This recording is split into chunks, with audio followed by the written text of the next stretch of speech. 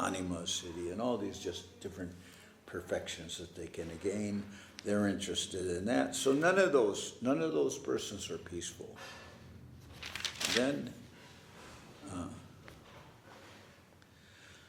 so now we're at this, we've come to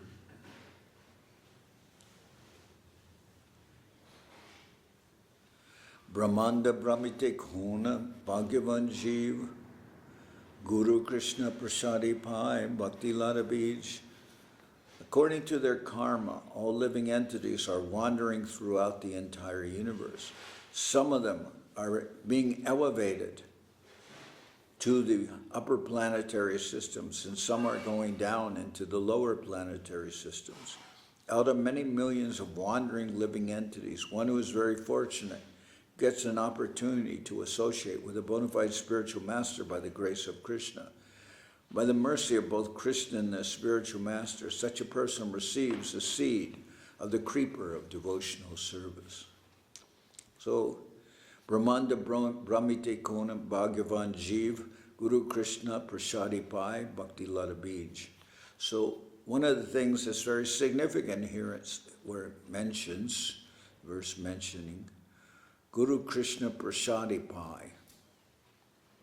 By the mercy of the Lord, one is meeting with a qualified spiritual master. So first of all, we're always understanding, without the grace of the spiritual master, one can't get Krishna. But here it's also mentioning that by the mercy of the Lord, you've come in contact with such a spiritual master. So, I'll read the purport. When we speak of Brahmanda, we refer to the whole universe, or the cluster of many millions of universes. In all the universes, there are innumerable planets, and there are innumerable living entities upon those planets, in the air, on land, and in the water. There are millions and trillions of living entities everywhere, and they are engaged by Maya in suffering and enjoying the results of their fruitive activity, life after life. This is the position of the materially conditioned living entities. Out of many of these living entities, one who is actually fortunate, Bhagavan, comes in contact with a bona fide spiritual master by Krishna's mercy. Krishna is situated in everyone's heart, and if one desires something, Krishna fulfills one's desires. If the living entity, by chance or fortune, comes in contact with the Krishna consciousness movement and wishes to associate with that movement, Krishna, who is situated in everyone's heart, gives him the chance to meet a bona fide spiritual master. This is called Guru Krishna Prasad. Krishna is prepared to bestow his mercy upon all living entities, and as soon as the living entity desires the Lord's mercy, the Lord immediately gives him an opportunity to meet a bona fide spiritual master.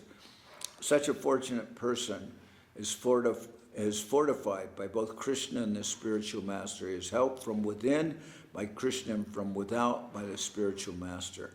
Both are prepared to help the sincere living being become free from material bondage. How one becomes so, like this, we hear a description of living entities everywhere. Well, certainly in our situation, we can see that. You cannot look at any place where you will not find living entities, innumerable living entities. If you look down, if you look up, if you look sideways, anywhere you look, you'll find innumerable living entities. Whether they're minute or whether they're huge, you find so many. As far as other planets and all that, I have not been to other planets, but I will when I look at the countless stars and planets which you can only gaze at, I will not consider that there are no living entities in those places. They've even found evidence of life, although they can't trace it out, but they find living in they find evidences of life in their studies of so-called studies of other planets. When they send these rovers and all these things. So anyway, we're seeing that there are innumerable living entities. And why is this important? Because it's important if we examine our own position. Our own position is that we are surrounded by so many persons, and yet we have come in contact with the grace of enlightened souls and personalities who, by their very words can change one's life and one's consciousness and one's direction. We've come in contact with these kind of acharyas. Now, throughout our life, we've had that association, and that is continuing. And I consider myself fortunate to be in the association of all the devotees like you. I consider this is the grace of that's entered into my life through the grace of my spiritual master. We're told that Srila Bhaktisiddhanta Saraswati Thakur, he saw his own disciples as being extensions of his spiritual master, that they were sent to assist him in his service to his spiritual master. In other words, he didn't just see them as what you may say if you talk about the royalty of England. He didn't see them as subjects. He saw them as extensions of the grace of his own spiritual master. So we would see others in that context. We would see others in who we are associating with in the context that they're all related to my spiritual master. They all in some way embody something of his mercy. Then I'm able to maintain myself in the association of devotees and somehow in a concerted effort be able to engage in some service.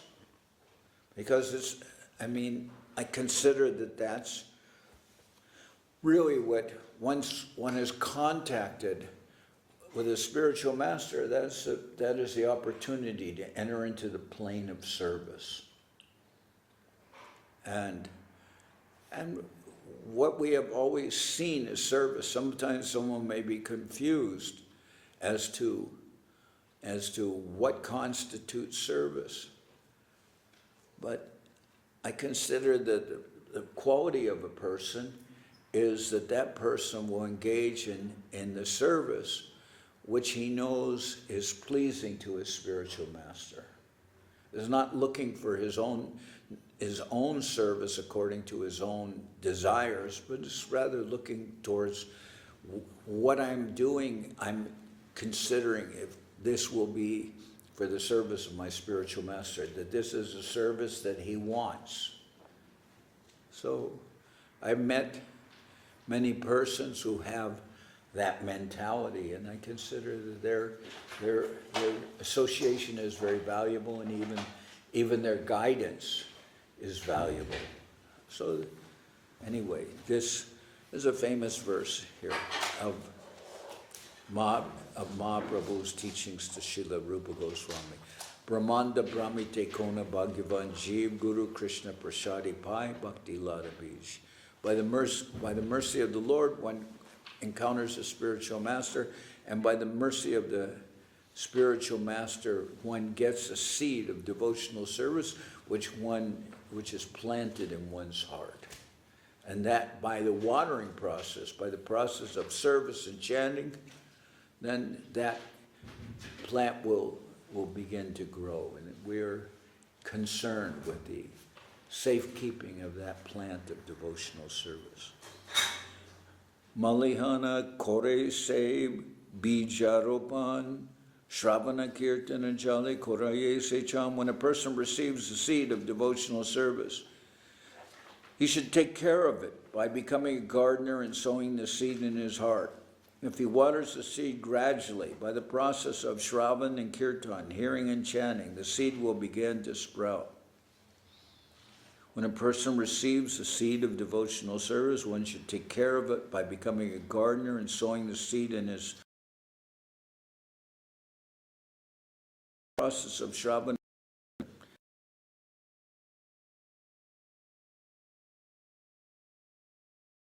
of a plant. Here, the plant of devotional service, which is the seed has been sown in one's heart because one is contacted by Krishna's grace, spiritual master, and gotten that seed, which one is planted in one's heart and then now growing by the watering process of hearing and chanting. Now, where I was reading in Sokel, we're reading again from, we just finished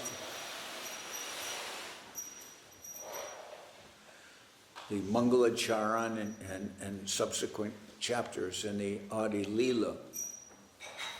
And there also, there was a description of the tree of devotional service with Mahaprabhu.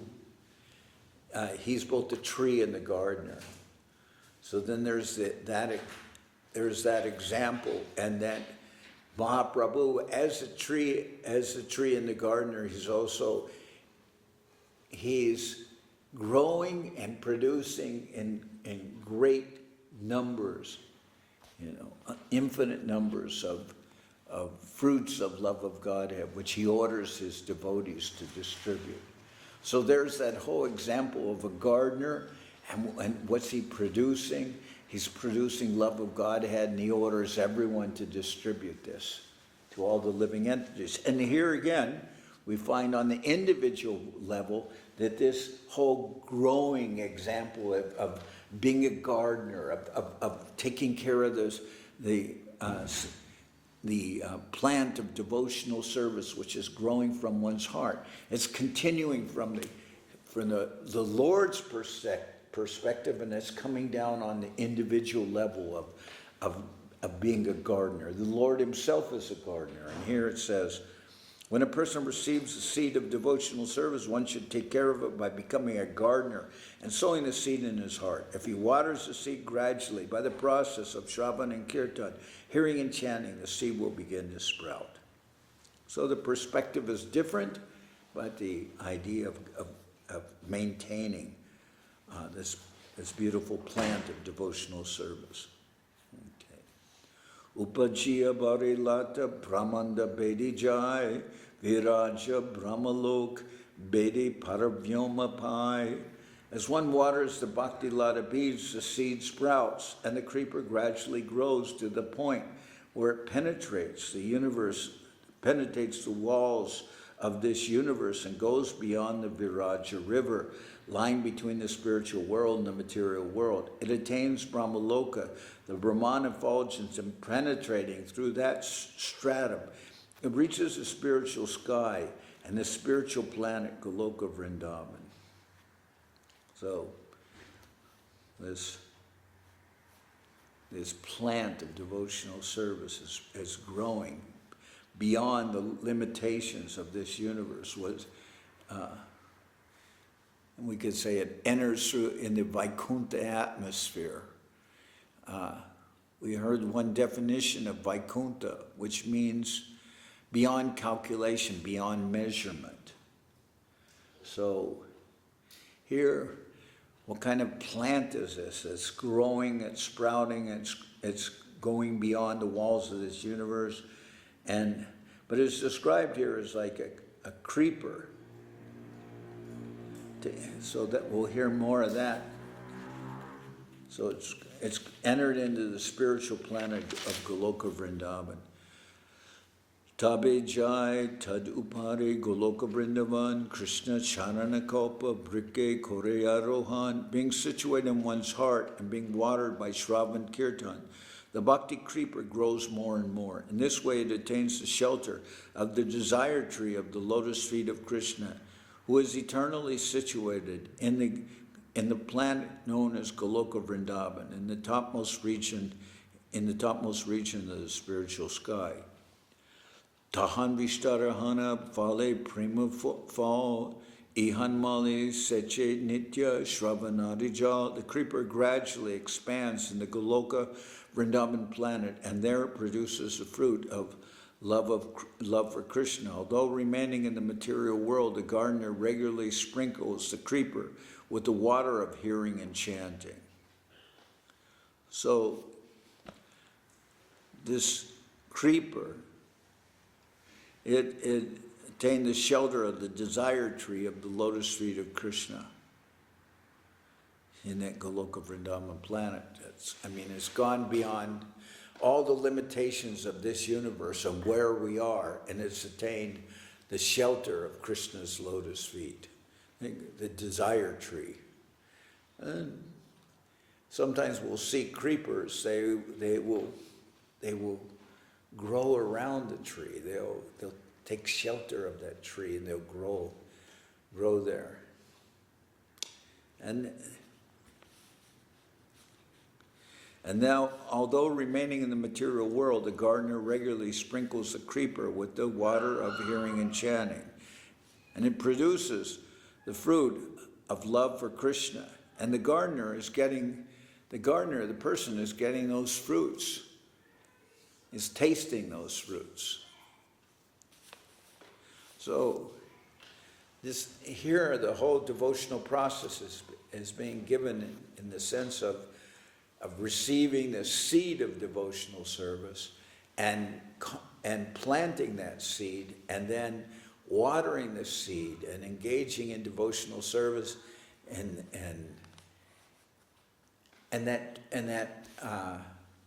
that plant is producing fruit, which even though you're seated in this material world, you're tasting that fruit of love of Godhead, although you're here. Then some caution given. Jari Vaishnava Parad Uti Hati Mata Uparivad Shinditara Suke Jai Pata. If the devotee commits an offense at the feet of a Vaishnava while cultivating the creeper of devotional service in the material world, his offense is compared to a mad elephant that uproots the creeper and breaks it. In this way, the leaves of the creeper are dried up. So this process is going on, but one is given caution that while you're engaged in this process of developing devotional service and this plant of devotional service is growing within you, which is planted in your heart, is growing and it will develop. But you're given the caution that do not commit an offense at the feet of the Vaishnavas, because that is the one thing that can destroy the development of the plant, and is compared to a mad elephant. A mad elephant, if it enters into a garden, it'll destroy everything in that garden. So then, who is a Vaishnava? How can we avoid these offenses? Well, I've read also that an offense although I'm sure one can inadvertently commit offenses to Vaishnava, but the really seriousness of the offense will be if it's done with intent, if it's done with malice. That actually there is some, because otherwise, on a daily basis, we don't know who we're dealing with. We may inadvertently commit some offense to the Vaishnavas, even the children. I saw how Govinda Maharaj with the children, he would be giving a lecture and the child would come and present a flower to him, and he would stop talking and stop speaking, rather, I should say, and he would receive the flower from the child and express some appreciation or thank the child, and then he would continue his talking. So we see from Gurudev's example that he's very thoughtful in dealing with everyone. But if intention is there, or some for one reason or another, one purposely offends a Vaishnava out of some feeling of antipathy, or I believe that's the right pronunciation, some feeling of dislike for that person. And that's very, very wrong thing to do. That offending a Vaishnava, that is the one thing that can stop with one's development. And rightly compared to a mad elephant, the mad elephant offense.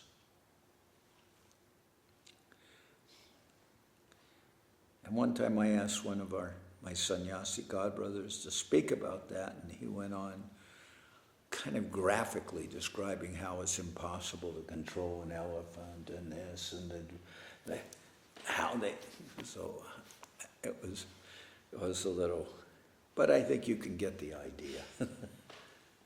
You get the idea of the mad elephant offense. Tate male jatna kori koriyavaran aparad hastira Ch.Ch na hoy udgam. The gardener must defend the creeper by fencing it all around so that the powerful elephant of offenses may not enter. Mad elephant.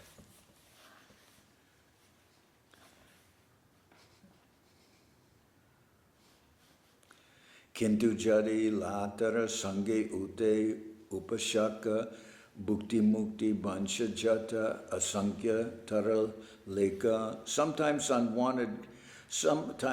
It says here, sometimes unwanted creepers, such as the creepers of desires for material enjoyment and liberation from the material world, grow along with the creeper of devotional service. A variety of such unwanted creepers are unlimited. So that's translation, but I will also say sometimes unwanted weeds, such as the weeds of desires for material enjoyment and liberation from the material world, grow along with the plant of devotional service. The varieties of such unwanted weeds are unlimited.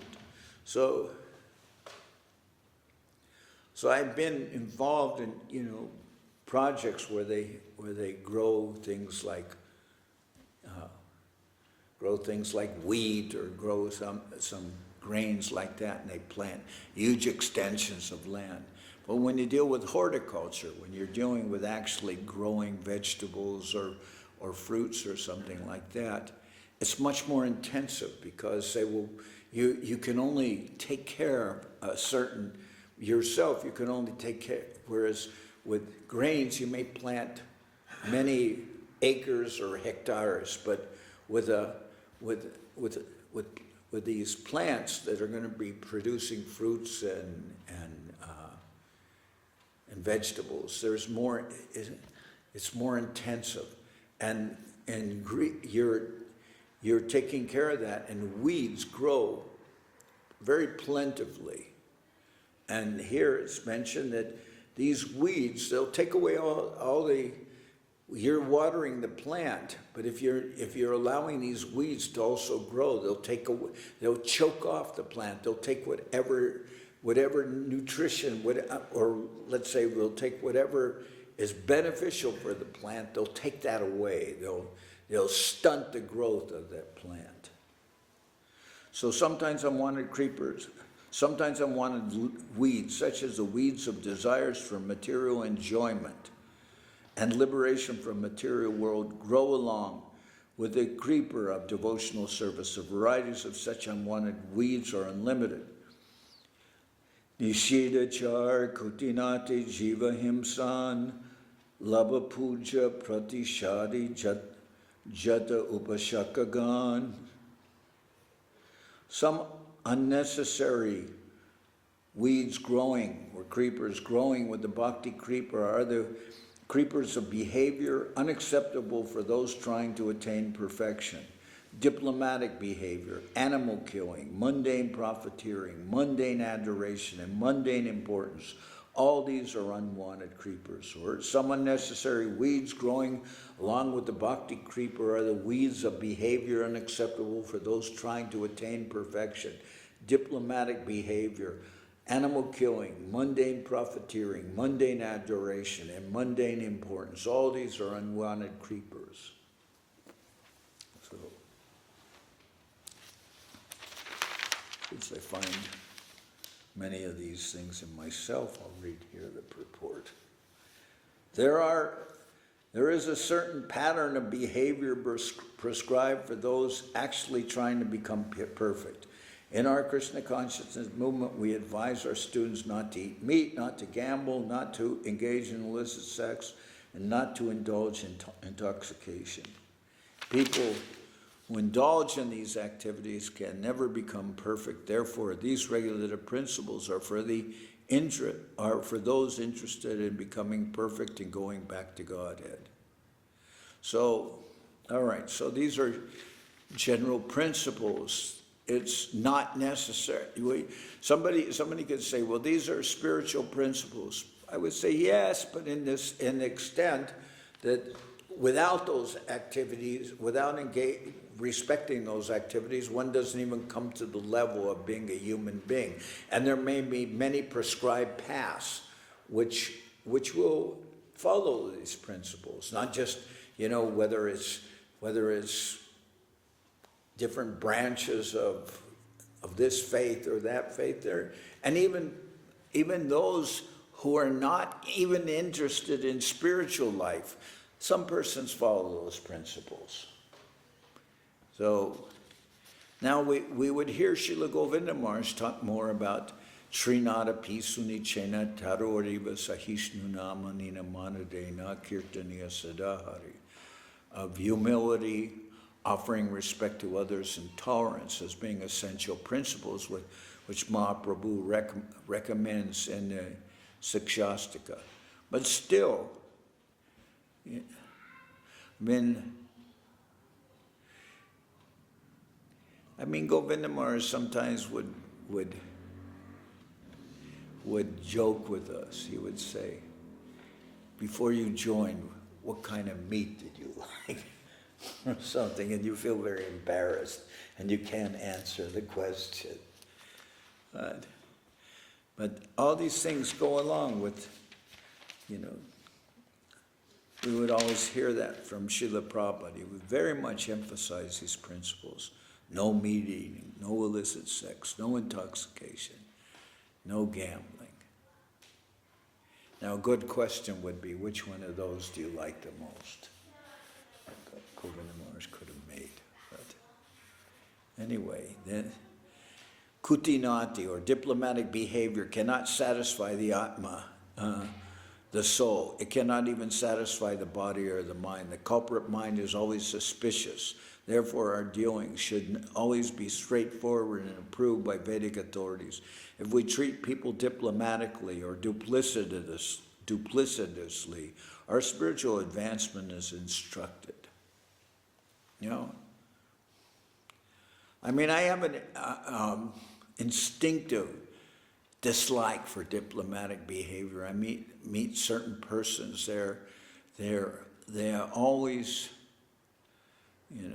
they will never take a stand against anything. I've even met some so-called devotional leaders, not within our mission so much, but persons who they cannot take a stand against anything. They're always so diplomatic. They're always so afraid of saying what's on their mind. They won't say that. Why? So that they will ascend. They will gain some following. I consider that, that kind of diplomacy is very, here, mentioned as a weed. Jiva himsa refers to the killing of animals or to envy of other living entities. The killing of poor animals is undoubtedly due to envy of those animals. The human form is meant for the understanding of Krishna consciousness, tato brahma jigyasa, for inquiring about the Supreme Brahman. So it's very easy for people to be envious or malicious towards animals. First of all, they just have to categorize that they don't have any souls, that they're just here for the nutrition of other living entities. And it is true that one living entity lives by eating another living entity. But this is all related to, even though persons pose themselves as spiritual authorities, and we've seen even so-called Dalai Lamas and all that, they're not vegetarian. And yet people admire them so much. And how can they be seen, how can one consider that one is practicing any kind of spiritual advancement or spiritual interest in life if one cannot even refrain from killing other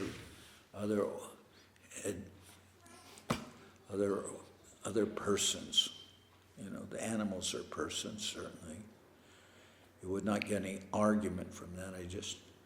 I just talked to one devotee who went to Thailand, and he took his dog with him, the family dog. So, and that's the name of a group, I guess, the family dog.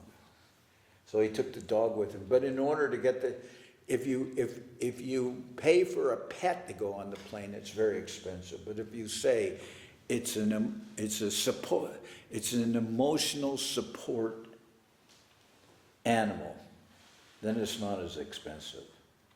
And even they'll allow, even places where they don't allow dogs to enter the room, they'll allow emotional support animals to enter there.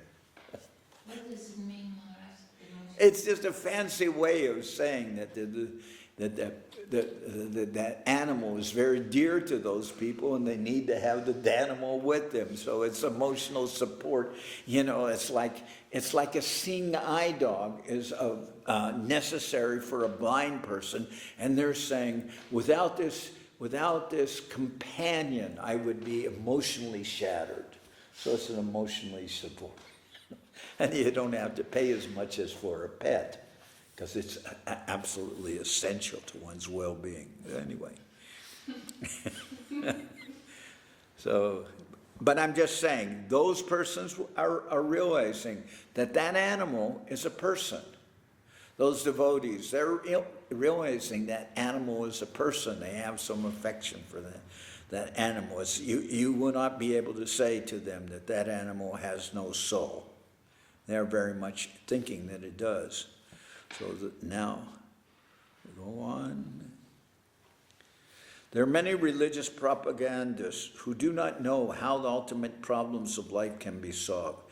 And they also try to educate people in a form of sense gratification. This is also jiva himsa. You know. So there's many persons, they'll be concerned about the neglected, the unfed.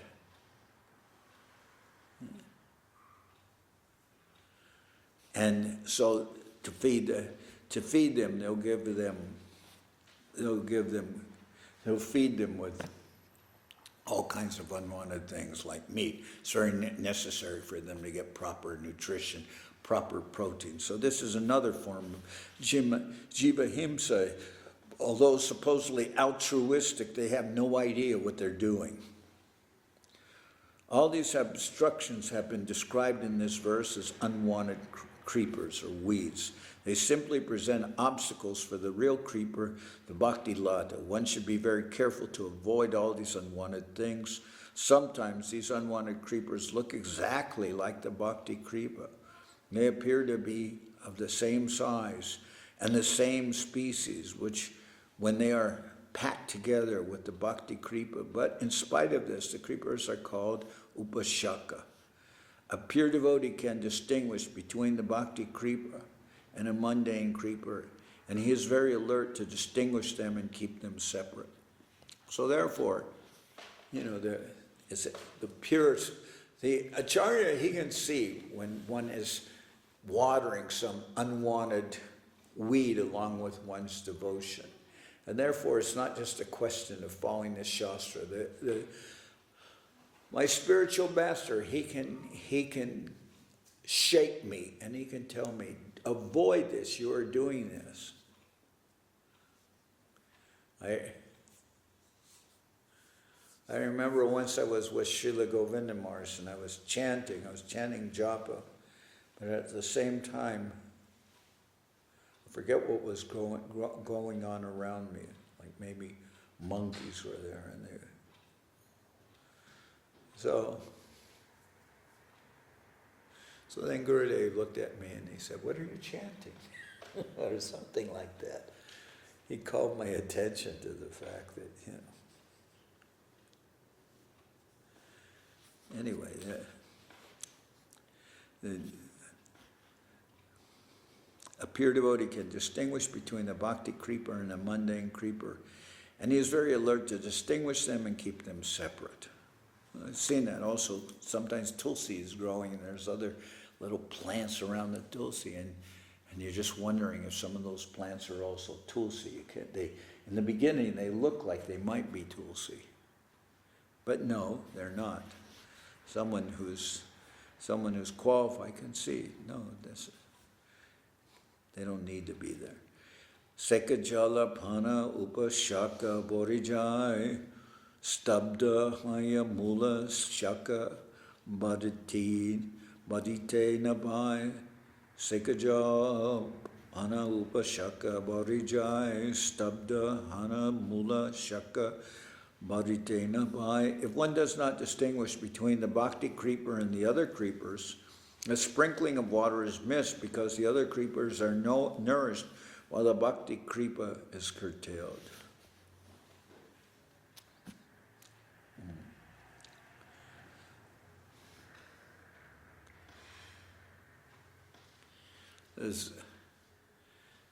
If one does not distinguish between the bhakti creeper and the other creepers, the sprinkling of water is misused because the other creepers are nourished when the bhakti creeper is curtailed.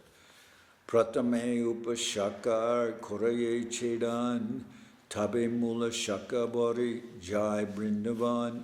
As soon as an intelligent devotee sees an unwanted creeper growing beside the original creeper, he must cut it down instantly. Then the real creeper, the bhakti lata, grows nicely, returns home back to Godhead, and seeks shelter under the lotus feet of Krishna. Okay. If one is misled by unwanted creepers and is victimized, he cannot make progress back to Godhead. Rather, he remains within the material world and engages in activities having nothing to do with pure devotional service. Such a person may be elevated to the higher planetary systems, but because one remains within the material world, one is subjected to the threefold material miseries. And we see that when persons are interested in devotional service and are advancing and serving nicely, but then somehow or other they develop some other interest which takes them completely away from devotional service. Look at what happened with Maharaj Bharat. He was left everything and went to the forest to detach himself from all material activities, and he saved this small deer that fell from his mother and was in the river and then was nourishing that deer, but somehow or other that became deviated. That became the focus of his life, and that happens so much with so many persons. They start out or were engaged very much in devotional service, and then somehow or other we develop some outside interest or something becomes important to us. Now,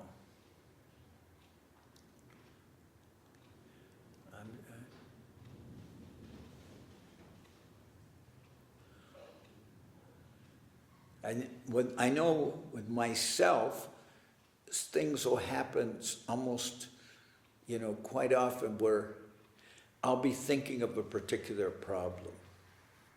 Maybe I'm trying to resolve something in my mind, something I want to consider. There's something that becomes of interest.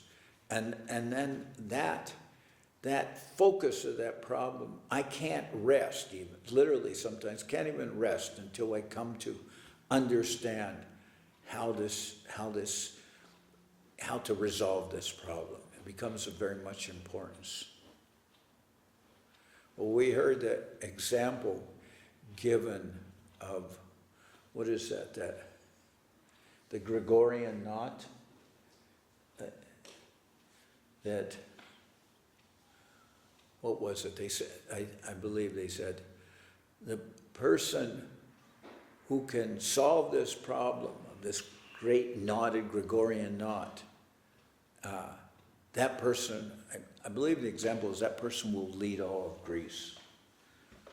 So many persons try to, solve this by untangling that knot. But then Alexander the Great, he came and he just, with his sword, he just cut through the whole knot. And that was solving the problem of the Gregorian knot. He just, he didn't obsess himself with it. He just, this Gregorian knot, you need to solve this problem? All right. Cuts the whole knot. That's it. So here it's mentioned, where is it? As soon as an intelligent devotee sees an unwanted creeper growing beside the original creeper, he must cut it down instantly. Then the real creeper, the Bhakti Lata, grows nicely, returns home back to God, seeks shelter under the lotus feet of Krishna. Prema Phala, I read this, I believe, but when the fruit of devotional service becomes ripe and falls down, the gardener tastes the fruit and thus takes advantage of the creeper and reaches the desired tree of the lotus feet of Krishna in Goloka Vrindavan. Okay, let's see. If one does not distinguish between the bhakti creeper and the other creepers, the sprinkling of water is misused because the other creepers are nourished while the bhakti creeper is curtailed. Pratame upashakar koraye chedan tabe mula shakabwari jai vrindavan. Okay, I read that. As soon as an intelligent devotee sees an unwanted creeper growing beside the original creeper, he must cut it down instantly. Then the real creeper, the Bhakti Lata, grows nicely, returns home back to God, and seeks shelter under the lotus feet of Krishna. Prema Phala Bhakti Pare Madhyashvadai Lata Avalambi Malik Kalpavrikapai. When the fruit of devotional service becomes ripe and falls down, the gardener tastes the fruit and thus takes advantage of the creeper and reaches the desired tree of the lotus feet of Krishna in Goloka Vrindavan. Tahanse Kalpavrika Koraye Sevan Suke Prema Phala Rasa Kore Ashvadan. There the devotee serves the lotus feet of the Lord, which are compared to a wish-fulfilling tree. With great bliss, he tastes the juice of the fruit of love and becomes eternally happy. Okay. The word Tan indicates that in this world, spiritual world, one can taste the juice of the fruit of devotional service and thus becomes blissful. This morning I was in the kitchen and I saw somebody had bought a container of Karela juice. This is interesting. I never saw a container of Karela juice. Interesting. But here, with great bliss, he tastes the juice of fruit of love the fruit of love and becomes eternally happy.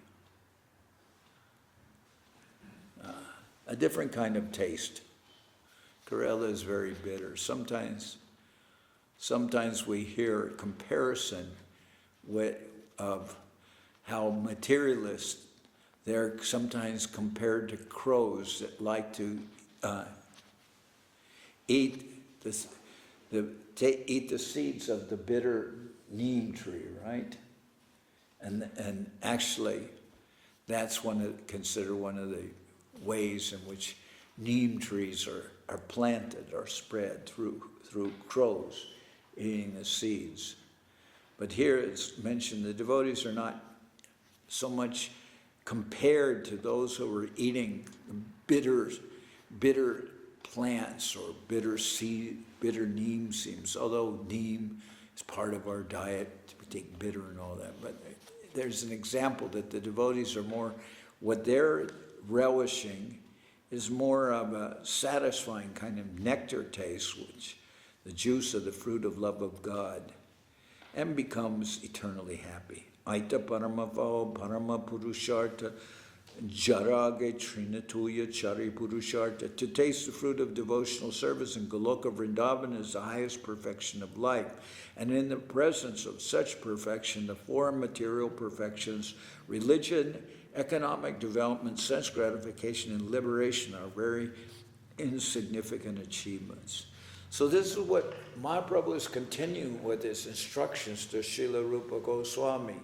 And these instructions, you can say, they're going to be expanded in so many beautiful and very detailed and very, unimaginable books that Srila Rupa Goswami will present. And books which are not even, at least, we will say, not attainable for us. Some of the books like, Ujjvala Nilamani, beyond our consideration. But at the same time, Mahaprabhu's instructions to Rupa Goswami are very concise, are very direct. Mahaprabhu speaks to, we see that the instructions are given to our Rupa Goswami is our whole sampradaya, the whole Chaitanya Charitamrita. Basically, one of the central purposes of the Chaitanya Charitamrita is to establish Srila Rupa Goswami as the leader of our whole sampradaya. That Mahaprabhu is doing this with very much deliberate purpose, and that Srila Krishnadas Kaviraj Goswami is showing that. So I began reading this yesterday, this chapter, although the devotees are at a different place in the Chaitanya Charitamrita. I began reading this because yesterday was the disappearance day of Srila Rupa Goswami and Srila Gauridas Pandit. Also, Gauridas Pandit we know of from the Kalna temple where he worshipped Gaur Nityananda. But yesterday, that disappearance day of Srila Rupa Goswami, and they considered that this would be all the devotees are coming here, they're arriving now. Today Madhusuda Maharaj will come, yesterday evening Tyagi Maharaj arrived, other persons like Vishaka Devi is coming, and so many other persons are coming, and they're all coming for the festival here, the anniversary of Gauranga Mahaprabhu's arrival here, and I can't. It's inconceivable to me that the devotees have got such a wonderful place as this here in West London. We were just Sunday in Green Street, and that temple there is very, that is like a landmark. It's there, and it's like an oasis, literally like an oasis in the middle of East London. But there are so many persons who are engaged in our mission and who are, aspiring devotees who live in East London, very wonderful devotees, and we have a large contingent of Bengali devotees, especially in East London. I heard that ISKCON was saying that they attract many persons, but someone from ISKCON said, yes, we attract many Indians to our mission, but principally the Bengali persons go to the Sri Chaitanya Saraswati Math, which personally I find that satisfying. I find that satisfying, and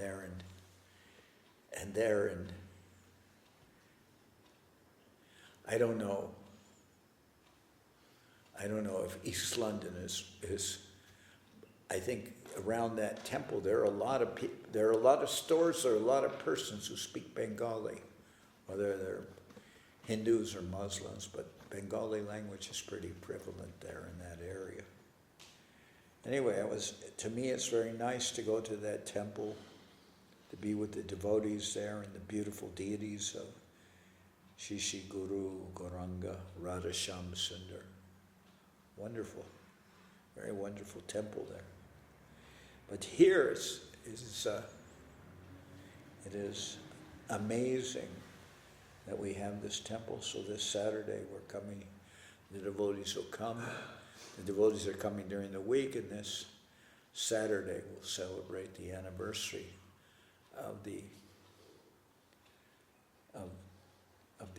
arrival of the deities in this temple. The devotees were preparing this temple for a long time before the deities were actually brought to the temple, and they had the opening ceremony and everything. So I was here just not too long ago. What was it? Maybe a month and a half, 2 months ago. And I was thinking, well, I just came to England. I have things to do. But then I was thinking, but the anniversary is coming up. And that is very important, that anniversary of the West London Temple. Because this was a desire of Srila Gurudev that the devotees would acquire something, and he specifically suggested that it be near the airport, near the Heathrow airport. So I consider the attainment of this temple to be a fulfillment of a desire of Srila Gurudev. So I consider it very important. And I think it's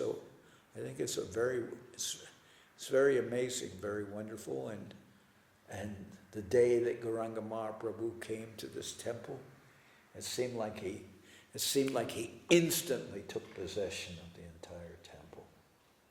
So, very happy with that. Anyway, I've reading today of Srila Rupa Goswami, Sri Chaitanya Mahaprabhu's instructions to Srila Rupa Goswami, not giving them proper justice. But if we hear these instructions, we can meditate on these instructions and serve according to these instructions. That'll be very helpful for our devotional advancement. Anyone have a question, a comment? Would you say? Okay. We're very fortunate that Jagi Maharaj is here. He actually takes great interest in the development of the preaching here in England. You know, he gives attention to it, and that's very good. It's very helpful and very nice for the devotees to have that association and his interest in the preaching here in England. It's very beneficial for the whole country. So I'll stop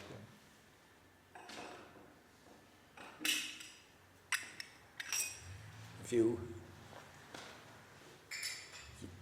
Now in Sokel, they sent out there was a letter from you and pictures from Govinda Mela, which was very nice. So can you mention if the devotees want to see those pictures or anything, how can they do that? They can visit the links. Huh? They can go to the links. But I mean, where will they find those links? I sent that letter and those links to be posted weeks ago. Now finally someone posted them. Okay, so anyway, if you want to see those links, I guess you can go to the Facebook page of the Seva Ashram there in Sokel. But there's very nice pictures of the Govinda Mela. I'm sure also that you can see pictures of the other projects like the Italian preaching in Italy. You were just there. I was I was before here, I was in Mexico. And How was that, Maharaj? Could you tell something about that? Pardon me? Could you please tell something about the program there? I don't know if I Well, it's just like, for me, I very much appreciate the person of Srila Bhakti Kushamashra Maharaj. I consider him a very wonderful devotee, and he does this program twice a year, and it's always in some different locale. It changes. Sometimes it's this time it was in Veracruz, sometimes it's been in Veracruz, sometimes it's in Morelia, sometimes it's in Ticul, sometimes it's in Tijuana, sometimes it's in Guadalajara, sometimes, he varies the location where he has these camps. And he has 2 camps a year, one in the summer and one in the winter. And they're very well attended. They're attended by literally hundreds of devotees. So, those, some scope like the Govinda Mela and inspiring the devotees with devotional service and letting them, attain some association with other devotees, knowing who they are, being able to relate with those devotees and serve with those devotees and develop some friendship with those devotees. And there are many varied activities. So when I came here also, I don't know if they're useful from the Govinda Mela. I brought some of the medals that were given to the children. So I have those with me just in case they could be given out. Each medal says winner.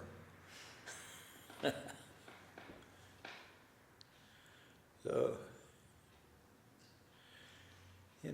we used to travel with Srila Govinda Maharaj, and in doing so, we'd have association with other devotees, persons that we might not necessarily even have known before coming. And then one finds that, I'm not the only person interested in Krishna consciousness.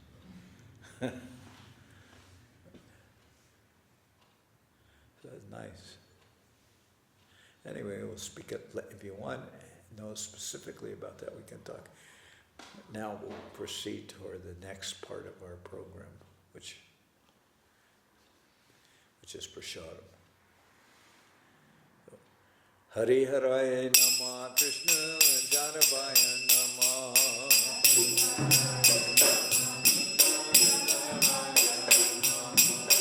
Janarvaya Madhavaya Keshavaya Nama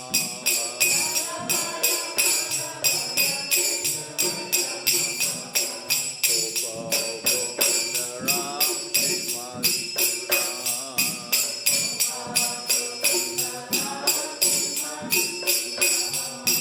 Giridhari Gopinatha Madanama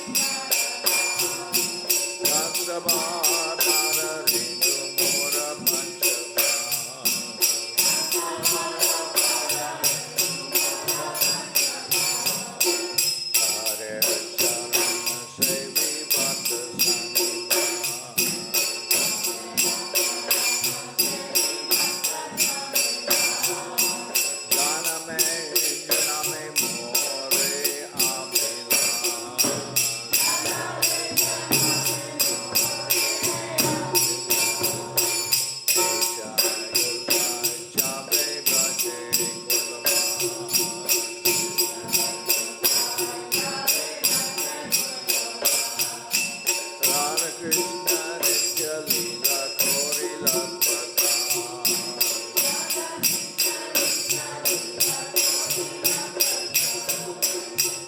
Anande Bolo Hari Bhaja Vrindavan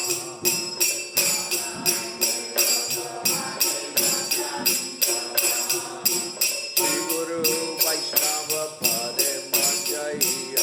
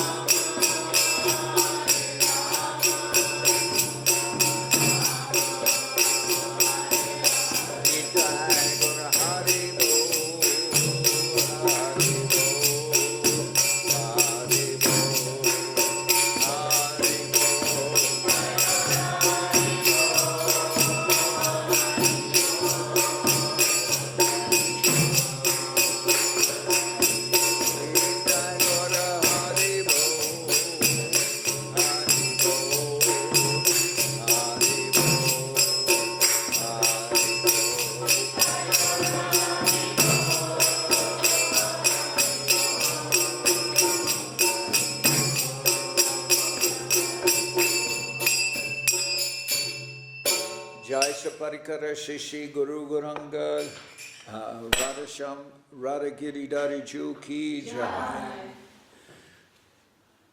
Jai Om Vishnupad Srila Bhakti Nirmal Acharya Maharaj Ki Jai Jai Om Vishnupad Srila Bhakti Sundar Govinda Dev Gosai Maharaj Ki Jai Jai Om Vishnupad Srila Bhakti Rakak Sridhar Dev Gosai Maharaj Ki Jai Jai Bhagavan Srila Bhakti Sunanta Saraswati Gosai Thakur Ki Jai Jai Om Vishnupad Srila Gaur Kishore Das Babaji Maharaj Ki Jai Jai Om Vishnupad Srila Satchidananda Bhakti Vinod Thakur Ki Jai Jai Om Vishnupad Vaishnava Sarvabhauma Srila Jagannath Das Babaji Maharaj Ki Jai Rupanuga Guru Bharga Ki Jai Namachari Srila Haridas Thakur Ki Jai Premsika Hoshi Krishna Chaitanya Prabhu Nityananda Shri Advaita Gadadhar Shivasati Shri Gaura Bhakta Vrinda Ki Jai Srila Krishna Das Kaviraj Goswami Prabhu Ki Jai Sri Chaitanya Charitamrita Ki Jai Srila Vrindavan Das Thakur Ki Jai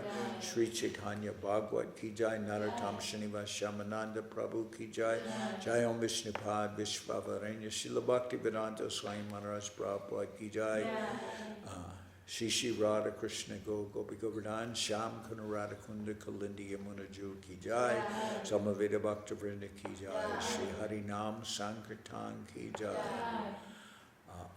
all the assembled devotees Ki Jai Shripad Bhakti Kamal Tyagi Maharaj Ki Jai Shripad Bhakti Ranjan Madhusudan Maharaj Ki Jai Gaur Premanande Hari Hari Jai Srila Pavan Janardan Maharaj Ki Jai. So Madhusudan Maharaj arrives at 12:40, you said.